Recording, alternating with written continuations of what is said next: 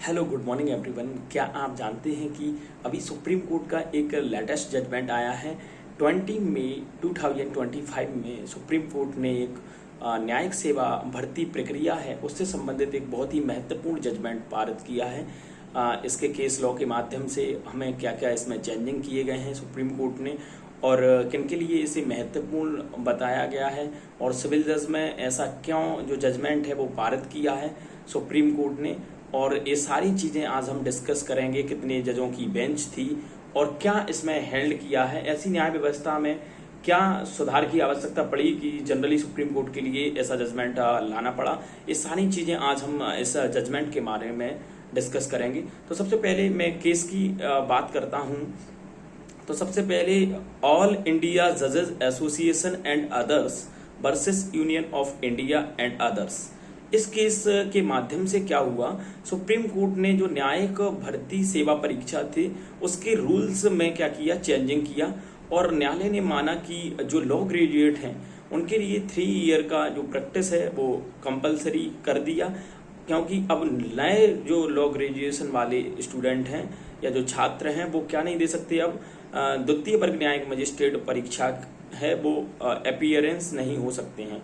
Generally मैं पहले बात बता दूं इस मामले में कि जनरली पहले क्या होता था, जैसे ही स्टूडेंटों का लॉ कंप्लीट हो जाता था और वो डायरेक्ट एमपी जुडिशरी या अदर स्टेट की जुडिशरी के लिए क्या कर दिया जाता था, वो एग्जाम दे करके एज अ सिविल जज कैंडिडेट सिलेक्ट हो जाया करता था। अभी सुप्रीम कोर्ट ने कहा कि नहीं, अब आपके लिए कम से कम 3 वर्ष की प्रैक्टिस है, कोर्ट रूम की प्रैक्टिस है वो कंपलसरी कर दी है। आप बिना एक्सपीरियंस के, आप बिना 3 वर्ष का वकालत का अनुभव किए बिना आप एग्जाम में अपीयरेंस नहीं हो सकते हैं। तो जनरली जो एडवोकेट हैं अब उनके लिए 3 वर्ष की प्रैक्टिस करना जरूरी है, उसके बाद ही वो सिविल जज की परीक्षा में अपीयरेंस हो सकते हैं और एज अ सिविल जज बन सकते हैं। दूसरी हम बात करते हैं इसके जो नियम की बात करते हैं, तो इसका नियम सभी राज्यों पर लागू किया गया है, ठीक है। उसके बाद हम बात करते हैं बेंच कौन कौन जस्टिस की थी। तो इसमें सीजीआई कौन थे, तो सीजीआई जस्टिस BR गवई थे। उसके बाद 2 अन्य जस्टिस और थे, तो जस्टिस AG मसीहा और एक जस्टिस और थे के विनोद चंद्रन, ठीक है। उसके बाद हम देखते हैं कि शिकायत किसने की थी, मतलब जो केस के माध्यम से शिकायत किसने की थी कि सबसे पहले ऑल इंडिया जो जजेज एसोसिएशन था उसने क्या की थी, शिकायत की थी सुप्रीम कोर्ट में कि लॉ ग्रेजुएट के लिए जो प्रैक्टिकल एक्सपीरियंस है वो नहीं होता है और वो डायरेक्ट एग्जाम में अपीयरेंस होते हैं, जिससे न्यायिक विभाग में क्या आ रही है, थोड़ी परेशानियों का सामना करना पड़ रहा है। तो कोर्ट ने कहा ठीक है। दूसरा, सुप्रीम कोर्ट ने फैसले के कारण में क्या रीजनिंग दी, सुप्रीम कोर्ट ने क्या बताया फैसले के कारण में। तो सुप्रीम कोर्ट ने बताया कि जो बिना एक्सपीरियंस वाले जो स्टूडेंट हैं वो डायरेक्ट अपीयर होके एज अ MP सिविल जज कैंडिडेट के रूप में आते हैं, तो ऐसी कंडीशंस में हम बात करते हैं कि उन्हें जो प्रैक्टिकल्स का अनुभव नहीं रहता है तो उन्हें बहुत सारी परेशानियों का सामना करना पड़ता है। इसी के सिलसिले में सुप्रीम कोर्ट ने कहा है कि कोई भी जज वगैरह बनता है तो उन्हें पहले ही दिन से संपत्ति से संबंधित या मानव के जीवन से संबंधित कई प्रकार के गंभीर मामले निपटाना पड़ते हैं, और ऐसा केवल हम कहें कि केवल ऐसे मामले की सुनवाई केवल थ्योरेटिकल आधार पर ही संभव नहीं है, बल्कि ऐसे मामले के लिए सुनने के लिए हम कहें कि सिर्फ किताबी ज्ञान सफिशिएंट है, तो ऐसा नहीं है। सुप्रीम कोर्ट ने निर्धारित किया कि प्रैक्टिकल अनुभव भी होना कंपलसरी है, क्योंकि बिना प्रैक्टिकल अनुभव के हम कहें तो एक तरीके से न्याय प्रणाली के लिए नहीं सुधारा जा सकता है। और सुप्रीम कोर्ट ने कहा कि आपके लिए क्या है कि प्रैक्टिकल होना बहुत जरूरी है, क्योंकि सिविल जज जो वर्ग है वो प्रथम दिन से ही बहुत ही गंभीर मामले सुनने के लिए क्या है, लायबल है। दूसरे हम बात करते हैं कि सुप्रीम कोर्ट के कितने मेजर अमेंडमेंट आए हैं इस जजमेंट के माध्यम से। तो मैं आपके लिए बता दूं कि 5 मेजर अमेंडमेंट है जो सुप्रीम कोर्ट ने इस केस के माध्यम से हेल्ड धारित किया है।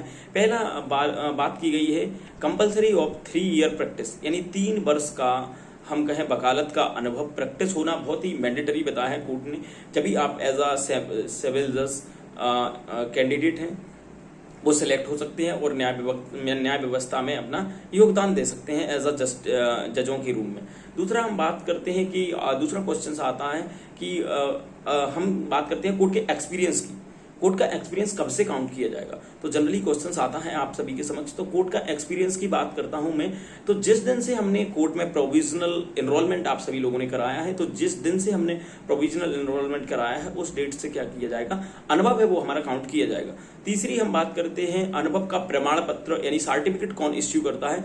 तो सर्टिफिकेट के लिए हमने कहा है कि प्रधान जिला न्यायाधीश होता है या डिस्ट्रिक्ट जज होता है, वो क्या कर सकता है, वो ऐसे मामले में प्रैक्टिस का जो सर्टिफिकेट है वो इश्यू कर सकता है, या कोई ऐसा भी एडवोकेट कार्य कर सकता है जिसे 10 वर्ष का प्रैक्टिस का एक्सपीरियंस हो एज एडवोकेसी का, या कोई सुप्रीम कोर्ट या हाई कोर्ट का कोई अधिकारी है, तो ऐसे मामले में क्या कर सकता है, वो वकालत का अनुभव जारी कर सकता है। जो एक्सपीरियंस सर्टिफिकेट है, जो 3 ईयर हमने प्रैक्टिस की है उसका जो सर्टिफिकेट है वो जारी कर सकता है। उसके माध्यम से हम क्या कर सकते हैं, एमपी सिविल जज का यदि 3 वर्ष का हमारा एक्सपीरियंस हो जाता है तो हम क्या कर सकते हैं, जुडिशरी में फॉर्म अप्लाई कर सकते हैं। ठीक है। उसके बाद हम देखते हैं क्या लॉ क्लर्क हैं जो जजों के साथ वर्क कर रहे हैं, क्या उनके लिए भी प्रैक्टिस मैंडेटरी है, कितने वर्ष तक की प्रैक्टिस होना चाहिए।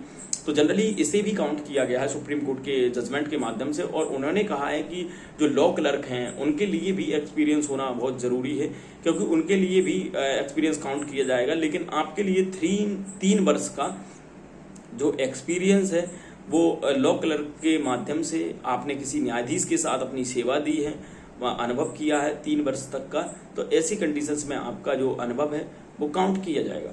दूसरी मैं बात करता हूं कि ये किन भर्तियों पर लागू होता है। जो एक्सपीरियंस की बात चल रही है 3 ईयर प्रैक्टिस की, तो वो क्या पहली वाली भर्तियों पर लागू होता है जो अभी तक जिन स्टेट ने नोटिफिकेशंस जारी कर दिया है। तो जनरली मैं आपके लिए बता दूं कि जो प्रैक्टिस की बात की गई है तो जो आगामी भर्ती परीक्षा हैं उन पर लागू नहीं होता है, और यह लागू होता है जो आगामी आने वाले नोटिफिकेशंस हैं, प्रीवियस नोटिफिकेशंस पर यह रूल अप्लाई नहीं होता है।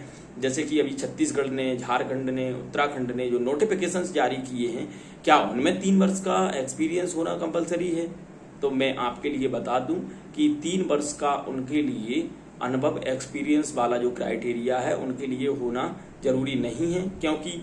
क्यों जरूरी नहीं है? क्योंकि उन्होंने जो नोटिफिकेशंस है वो ऑलरेडी निकाल दिए हैं, तो जनरली उन पर यह रूल अप्लाई नहीं होता है। लेकिन अब आने वाला कोई नोटिफिकेशंस होगा तो सुप्रीम कोर्ट ने बताया है कि वो अपने रूल्स में जो रूल्स तैयार किए जाते हैं, स्टेट गवर्नमेंट करती है या हाई कोर्ट कार्य करती है, रूल्स बनाती है एमपी सिविल जज की भर्ती परीक्षाओं से संबंधित, कृपया करके उन्हें चेंजिंग किया जाए और उनमें जो भी जो क्राइटेरिया है सुप्रीम कोर्ट के जजमेंट की 3 ईयर प्रैक्टिस का रूल है उसके लिए क्या किया जाए, उसके लिए जोड़ा जाए।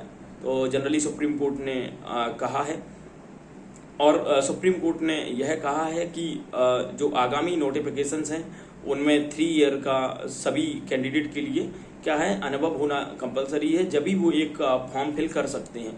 दूसरी मैं बात करता हूँ ट्रेनिंग से संबंधित। इसमें 5 नंबर का मेजर अमेंडमेंट था कि ट्रेनिंग, यानी जो नए जुडिशियल ऑफिसर्स हैं उन्हें कितना ट्रेनिंग का पीरियड दिया जाएगा, उनकी कितनी ट्रेनिंग की जाएगी। तो जनरली इसमें बताया गया है कि जो भी अब नए जुडिशियल एस्पिरेंट्स आएंगे या नए जुडिशियल ऑफिसर्स आएंगे उनके लिए 1 वर्ष की ट्रेनिंग है वो कंपलसरी कर दी है, कि उनके लिए 1 वर्ष की ट्रेनिंग है वो कंपलसरी होना ही चाहिए, जब भी क्या कर सकते हैं। इसके लिए क्या किया, सुप्रीम कोर्ट ने डायरेक्शन दिया है ट्रेनिंग के संबंध में भी।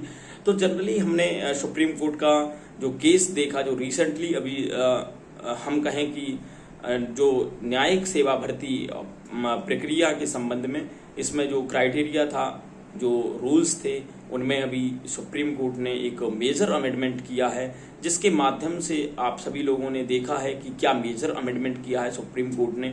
मैंने अपने सरल शब्दों में इसे समझाने का प्रयास किया है, और मैं चाहता हूं कि ऐसे ही लीगल्स अपडेट और जजमेंट सुप्रीम कोर्ट के या अदर जो लॉ से रिलेटेड वीडियो हैं मैं लाता रहूं। तो प्लीज़ मैं आपसे रिक्वेस्ट करता हूं, यदि हमारी वीडियो आप देखना चाहते हैं, ऐसे ही वीडियो आपके लिए नोटिफिकेशंस मिल जाए, तो आप क्या करें, ऐसी कंडीशंस में